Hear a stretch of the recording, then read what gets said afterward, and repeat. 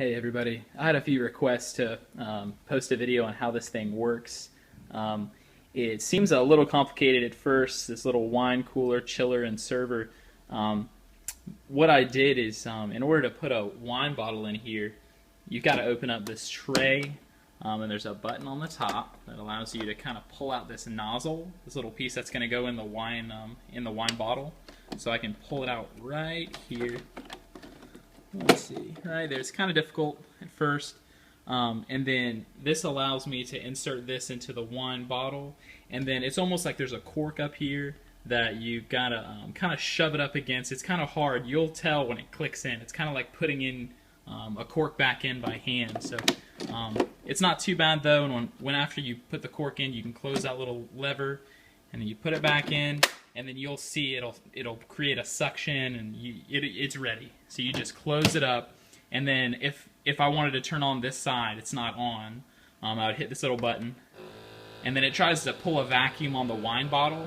If I did this for the first time, you'd see there's a little suction gets pulled on it, and then so now this side would be ready. I can select the wines up here, which wine, and then it automatically has a temperature according to each wine. If you want a custom temperature, you can change that yourself. Also, there's lights that you can turn on and off. I'll demonstrate what it looks like with the lights off. I've kind of got to walk to the other side of the room. Here you go. So this is kind of what it's looking like. It's kind of neat. The wine bottle is suspended, so it's actually hanging from the top. I know it serves red and white wines. I think in the manual they said no bubbly or fizzy wines at all. If you don't like the lights, you can turn them off. You've just got to select which side or what light you want on and off. You can also, there's also a preserve button. If you hit preserve, and then you can tell there's actually a little bit, it moved up just a little bit. It's sucking some of that air out.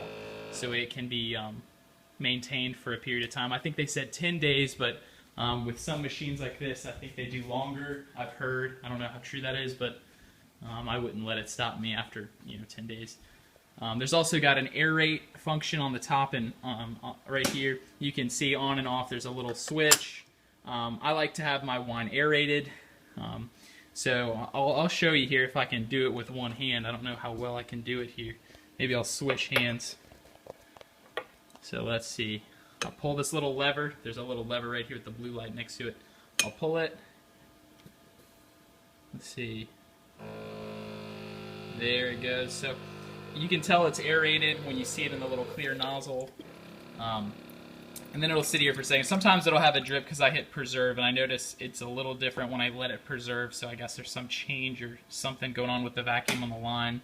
There's also a little drip tray down here at the bottom, because sometimes after a while of serving, there'll be a drip or two. So you can pull this little slide out thing here. This thing can suspend, and you can put your wine glass here or whatnot and serve from that. Other than that, it's really never been used. This is the first wine bottle I've put in it.